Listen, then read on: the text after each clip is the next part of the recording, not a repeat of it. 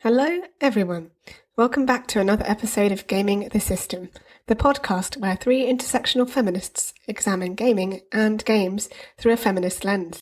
Today, I'm your host, Alex, and I'm joined by my friends Jem and Matt. Before we get started, if you want to support us, you can subscribe to our Patreon at patreon.com/gamingthesystem for some exclusive content. Or you can send us a one-off donation via PayPal to our email address, wearegamingthesystem@gmail.com. It's such... Sociology is such an interesting topic. It's another area where complexity makes things more interesting, because if you look back at, say, Winston Churchill, say, massive war hero, fought in the First World War, was instrumental in Britain standing up against the Nazis when we had... It's stunning, frankly, that the majority of our ruling class didn't want to side with Hitler, because that's their... But you know that Winston Churchill was an advocate for eugenics, right? Yeah. So that's what I was coming on to. I'm not saying, unconditional death. I just wasn't sure if you knew that, but I'm sure you were going to get to. He used concentration camps, colonialism, all of that shit. And you go, well, he still was instrumental in fighting the Nazis, and he was in favour of colonialism and empire and the concentration camps. And then we go in the middle there. Whereas what the ruling class do and what has been done through our education systems, going, royalty is great, empire is great, it's all completely normal, they're all just normal, nice people doing normal things, rather than going, Henry VIII got married 6 times and was executed them when he didn't like them anymore. And you go, well, he was a king. Because it's that going from, but we're the best, and the stuff that doesn't matter. And the distance between... So in America, it wasn't until the 60s or the 70s that, one, there was integration, the races were actually integrating. But for a long time after that, there weren't any black quarterbacks in the NFL. Not because they weren't good enough to be quarterbacks, it's because the stereotype was that black people were too stupid to be quarterbacks. And now, in present day, there are tons of black quarterbacks. The best ones in the game are black quarterbacks. So it's always been wrong. All this stuff has always been wrong, always going back. And I want to ask people right now that you go, oh yeah, you were wrong about black people, you're wrong about disabled people, wrong about Asian people. All these things that throughout time you're going, oh yeah, we were wrong about that the entire time. You go, when did it start being, were we wrong the entire time? Were we wrong only 50 years ago? And that's the problem with like the colourblind thing, going, I don't see race, we're all exactly the same, is it's skipping that part of why were they treated the way they've been treated through history. And then, what was the point where, everything's fine and good now? How long has that been going on? But then you have to look back and go, well, no, it hasn't. It's an arc upwards. But if you ask, that absolute core programming of racism from the colonial days is still the core now. You ask someone why they hate black people. In the past, they'll just go, oh, they're black. I hate them because they're black. Whereas now they'll say, I'm not racist. They call them the N-word and want them all to be in prison, but I'm not racist. And we're still unpicking those centuries-old things, and skipping to, we're all the same, everything's fine, is not good. It's good for reputation that you just have everyone, having like tons of people represented. That's fine, but you don't get to skip past the truth and reconciliation of experience, essentially. Yeah, that representation. And white people can still be in charge of representation, because you can just go, we'll just put if you've got 10 people, instead of them being 9 white and 1 black, we'll have 2 white, 3 black, 2 Latino, 3 Asians. Perfect. And that's the work. That's all the work that needs doing. When no, it's more nuanced than that. Trickier than that. You go. We're going to write. Like, it's harder for white people to write like characters that aren't stereotypical based on race. And so it's just they go, oh, that'd be a bit difficult, and it means we'd say we probably shouldn't be 100% in control, and that's mortifying to them. Which leads us on to how we move towards better inclusivity in games, and particularly in horror games. So we've discussed a lot on the pod. Obviously, one of our favourites, which is The Last of Us Part 2. And then things like Hellblade as well. They're moving towards more inclusive portrayals. But then you've got games that are really popular, like Dead by Daylight as well. But how do we ensure that games become more meaningfully inclusive rather than just tick boxing or saying, oh, well, we've got this XYZ person in there, but not giving it that nuanced storyline or is it about thinking about the whole process from development up, or is there more to it than that?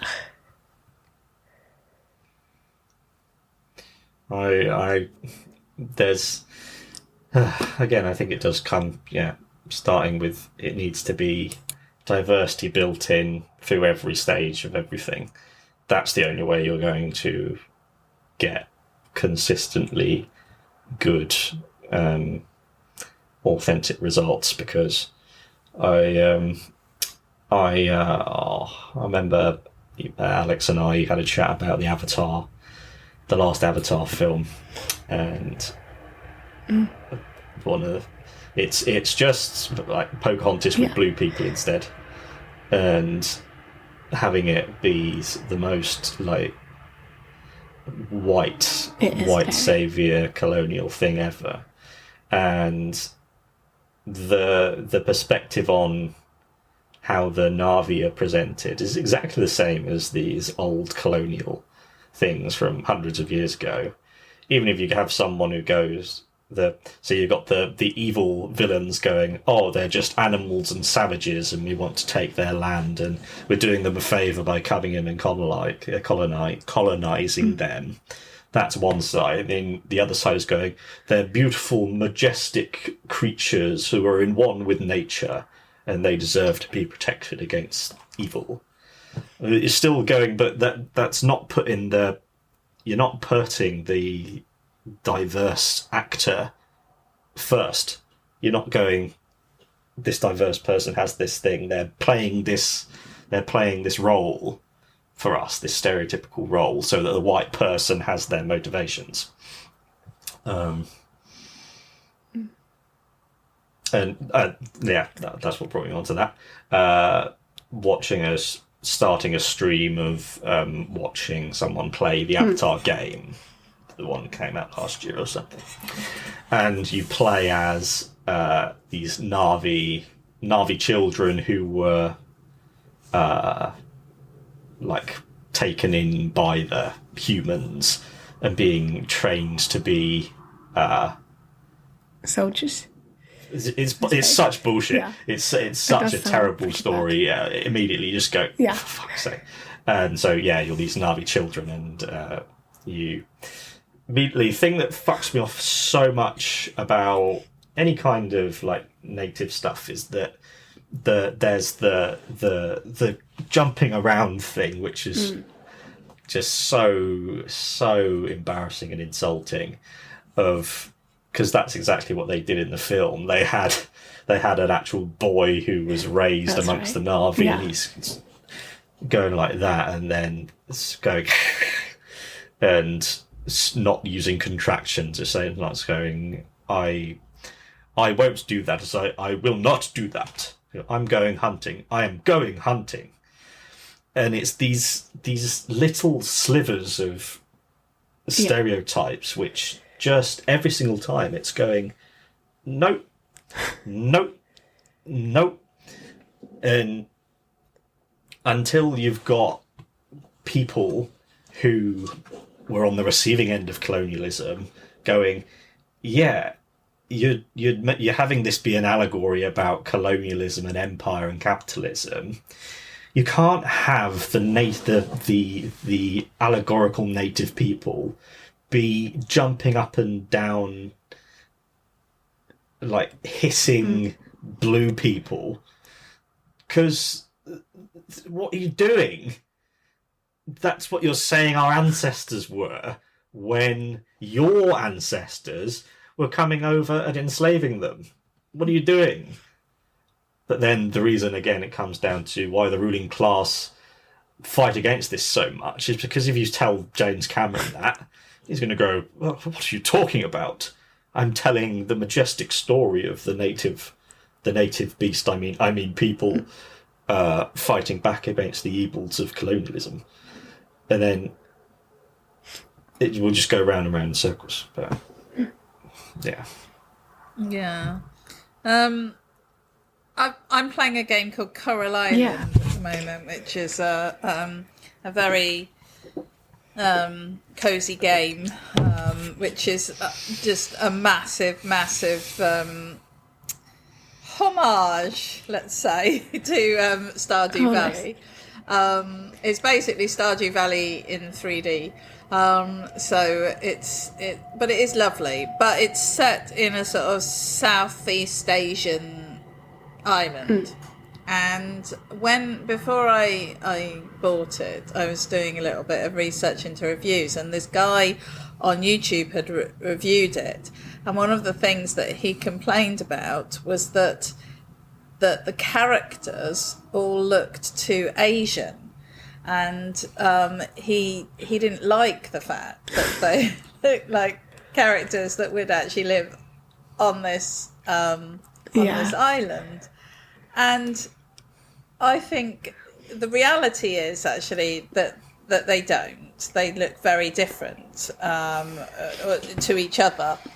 Some of them could pass for Asian, and plenty of others look, westernized and Caucasian, and it's a real mix of people. But the island is based in this part of the world, and the fact that this guy felt like it was unreasonable that he could only choose from people that looked like people who would live there, when the whole story is that your family had owned the farm there, and that's why you're going back. So I just think that things like that are really problematic, because when you've got a game that's not making a big deal out of race, it has a real mix of people of all different races and sort of social backgrounds. It is very diverse, and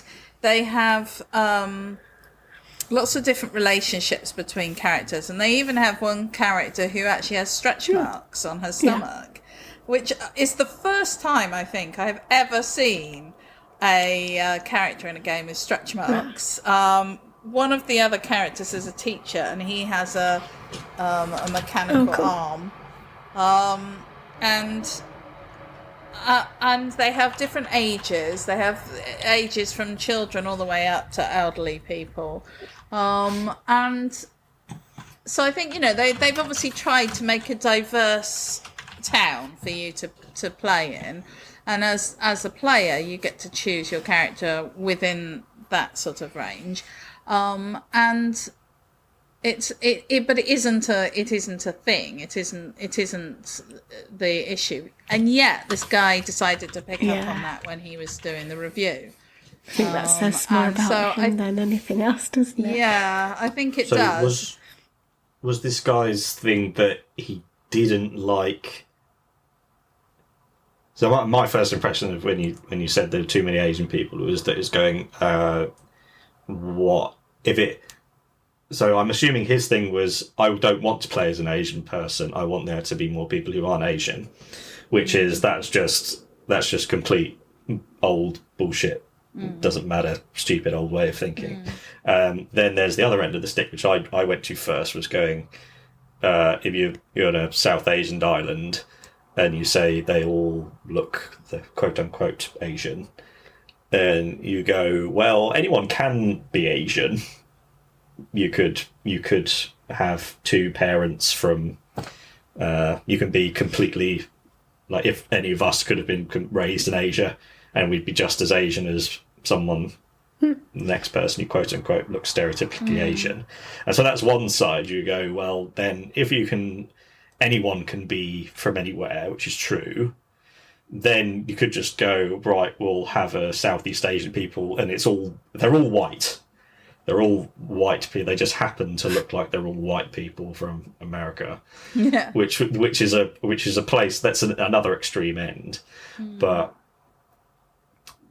so your guy was going, because then once is this white man thing of it, like feeling like it's a zero-sum game, with every opportunity that is given to someone who isn't a white man is an opportunity taken. Yeah, he felt like it was fair enough for the people that live on the island to look however they looked, but he didn't feel that he had an option that looked like how he thought he looked, or how he thought he wanted to look. And firstly, welcome to the world of most of us. But secondly, that wasn't even true. It wasn't like that I had a later version than he'd been reviewing or anything like that, because I did actually check all that up. It was not true. And, it meant that he had gone in, and because a lot of the characters...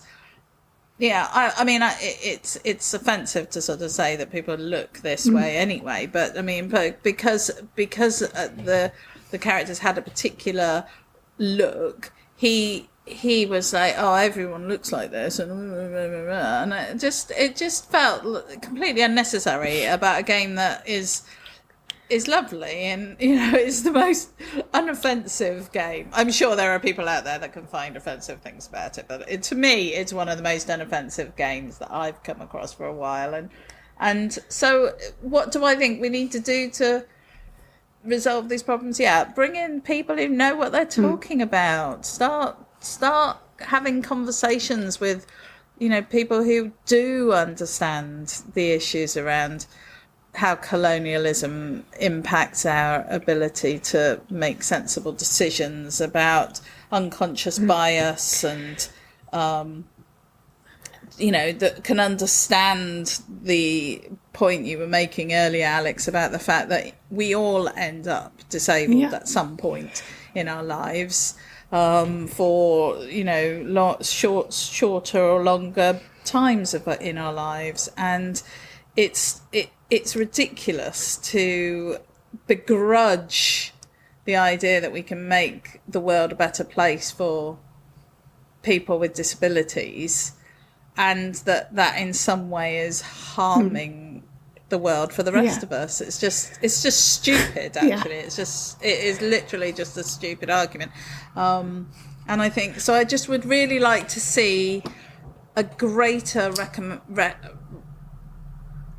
recognition of those things, and we've talked about that so much in general in gaming, but in horror I think that it is really important, because horror is something that is designed to evoke strong emotions and strong emotional responses.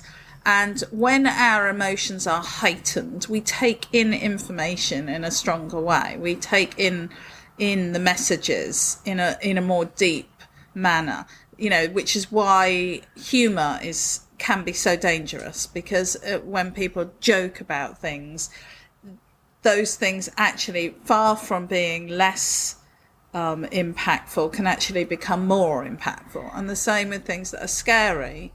And if we scare people, that's why so many people are scared of clowns. Because clowns are used as a scary tool right from the word go, because they jump out at you, out of a Jack-in-the-Box jumps out at you when you're 3, and then you make that association, and for the rest of your life you're scared of clowns. This isn't a true story, this didn't happen to me. But I am quite scared of jack-in-the-boxes. But I think the thing is that when we are scared, we are vulnerable, and when we are vulnerable, our mind takes note of the things that are happening around us and goes, fucking hell, better remember this for next time it happens.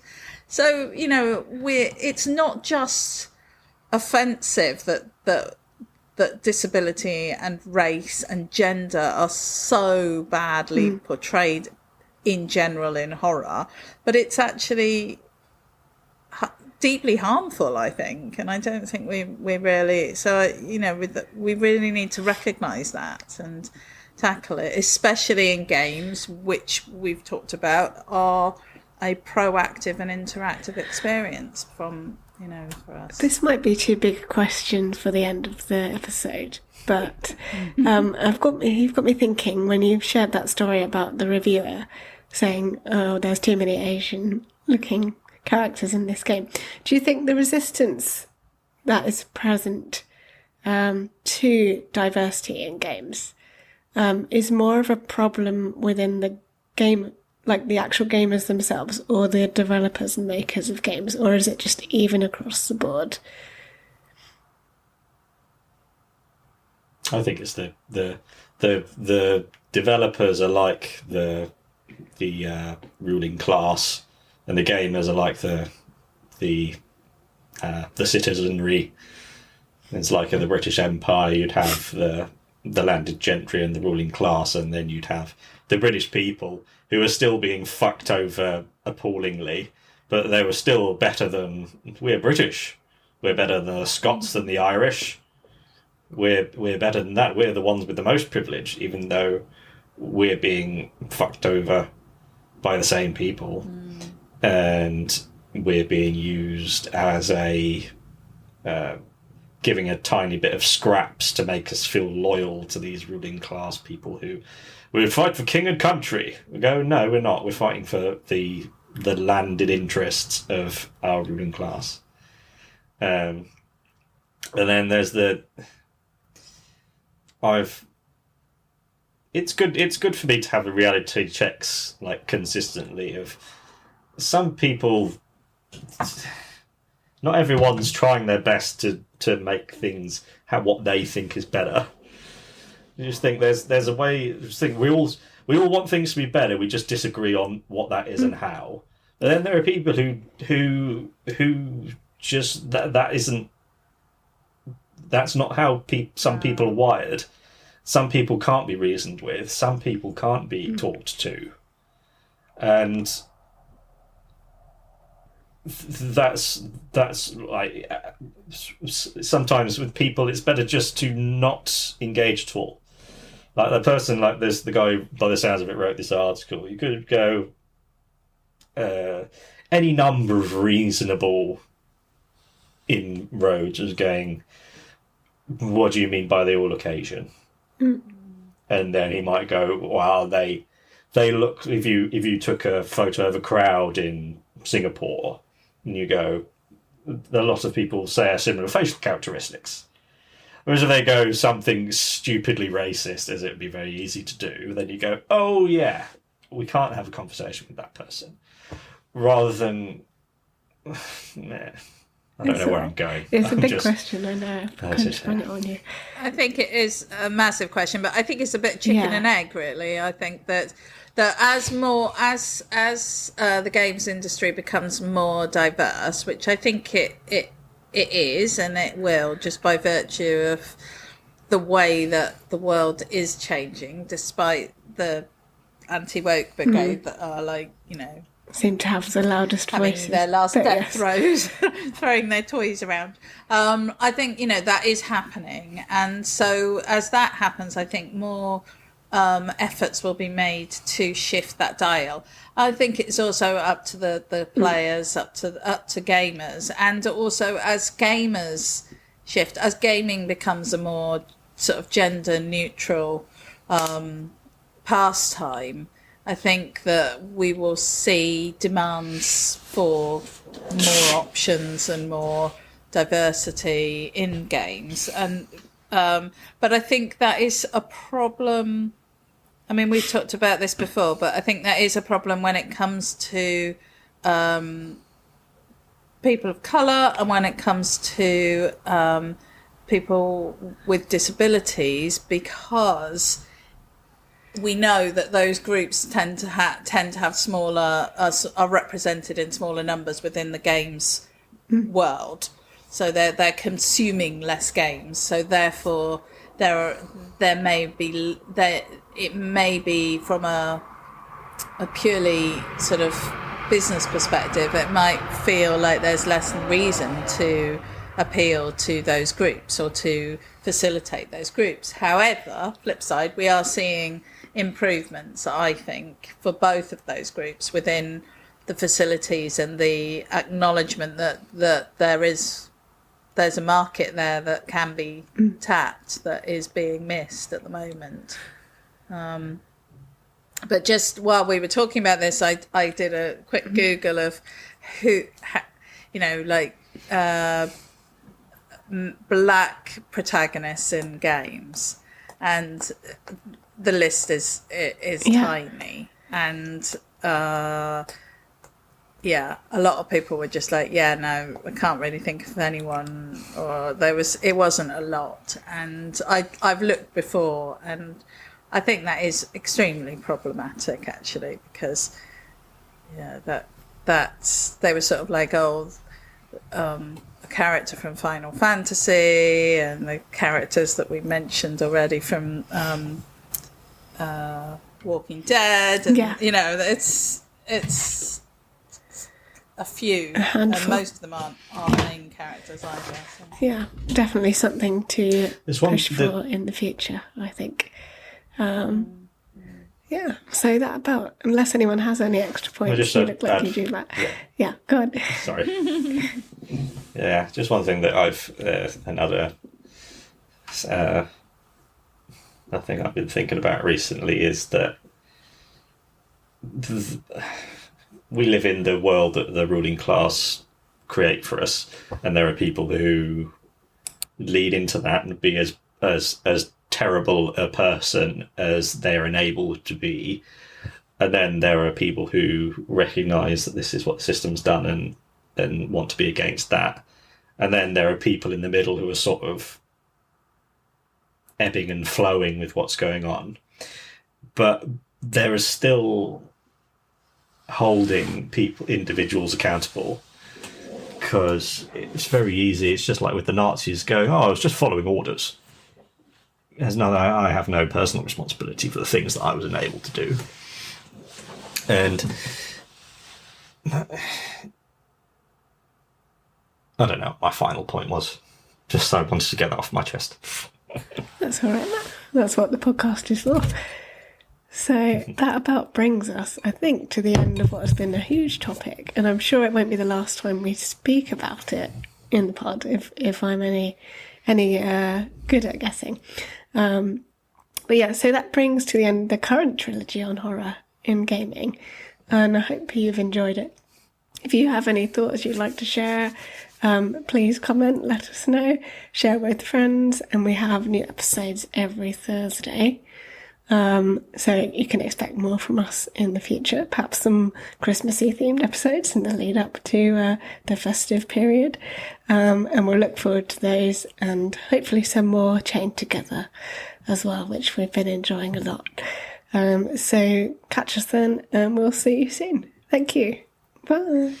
Bye. We hope you enjoyed that episode of Gaming the System. If you want to support us, you can donate to us through our PayPal by sending it to wearegamingthesystem@gmail.com if you want to send us a one-off donation. If you want to donate to us monthly, you can subscribe to our Patreon at patreon.com/gamingthesystem. Until next time, bye-bye.